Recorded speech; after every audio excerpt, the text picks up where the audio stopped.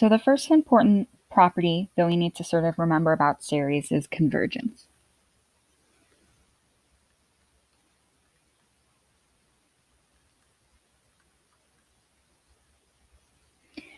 And what convergence means is if we're thinking about a power series, some function of x, which is an infinite sum from 0 to infinity, Cn times x minus a to the nth, that series is going to be convergent for a given value of x. Sort of, if you could take this sum and it would become a number. And the way that looks mathematically is if in the limit where you take capital N to infinity of this series when you stop at capital N. So for example, over here would be an infinite series that I stopped at capital N equal to 100. So if you imagine stopping your infinite series at capital N, but then taking that capital N as big as you can, that's taking the limit as capital N goes to infinity of an infinite series. And all we want to know is it's going to be convergent if that limit exists.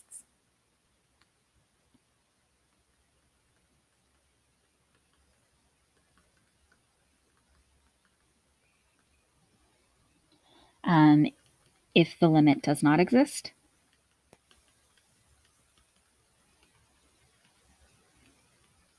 then the series is divergent at that value x.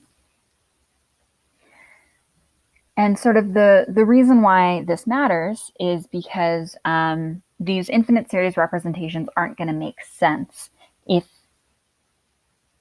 this limit doesn't exist. So let's make a little bullet point. The reason why there's a whole video about this, the reason why convergence matters, because if we want to think about, for example, that e to the x approximation, 1 plus x over 1 factorial plus x squared over 2 factorial, so on and so forth.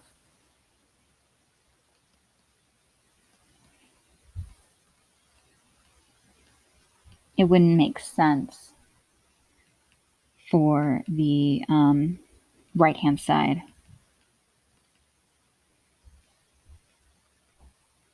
to diverge for some value of x. And I guess sort of I say it doesn't make sense, but you might wonder, why doesn't that make sense? The reason it doesn't make sense is because we know e to the x takes on a value at each x that's not, diverging to infinity or something. Like, for example, you could go ahead and compute e squared. So if you plug in 2 to this infinite sum, 1 plus 2 over 1 factorial plus 2 squared, over 2 factorial, so on and so forth, that should exist. It should be the same thing as you get in a calculator when you type in e to the power 2.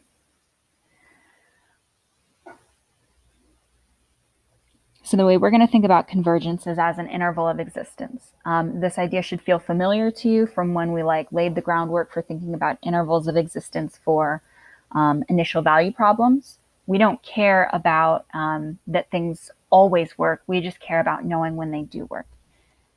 So what we want to know is the interval of convergence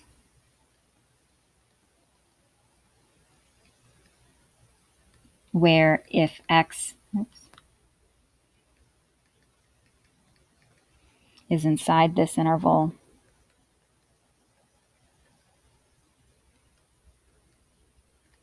the series f of x converges.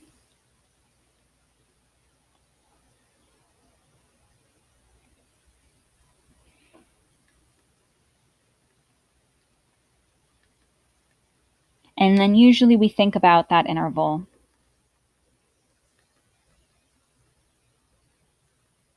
in terms of how far it goes from A. Where I just want to remind you, A was the value we kind of, we consider it the series is expanded around A. Oops. So I'll just put that in the notes right here. The value the series is kind of centered around.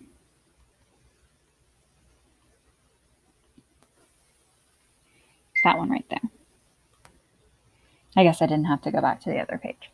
So that's why we talk about convergence and kind of the way we're going to think about it.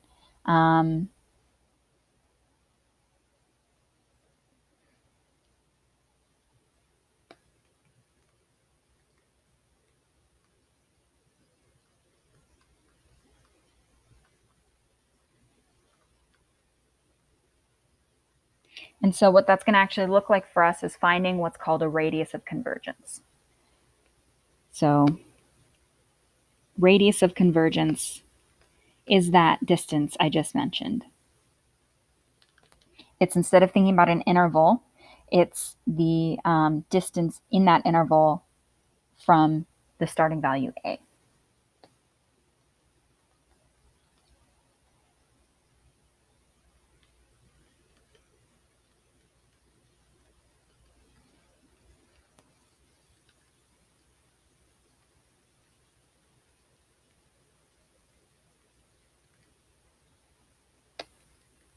So if the radius is some number r,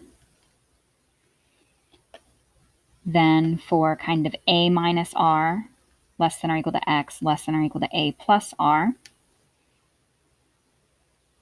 the series converges for these x. And then that interval a minus r to a plus r, that's the interval of convergence.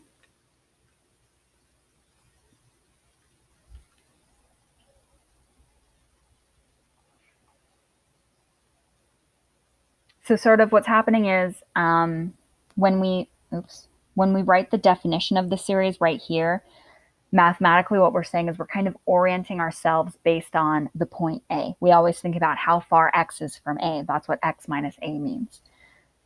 So writing the interval in terms of r, talking about this radius of convergence that's distance from A, that's sort of telling us we can only go so far away from A where we anchored ourselves, and this thing will still make sense.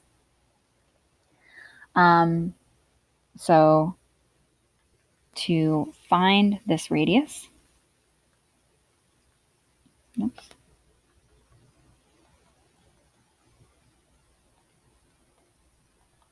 what we're going to do is we're going to use the ratio test.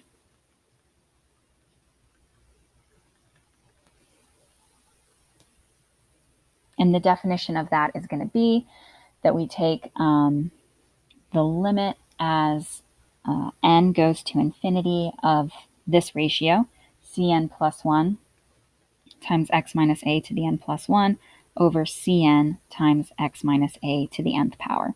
So the ratio between subsequent terms in your infinite series as your limit goes to infinity. So as you get further and further on in the series, what that's going to look like is sort of these n's cancel out with each other. So you have just some x minus a out front. And really what matters is the limit as n goes to infinity of the ratio between subsequent coefficients in your series.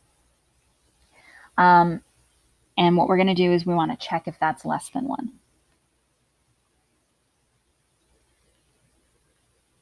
So if this limit is less than 1, the series is what's called absolutely convergent.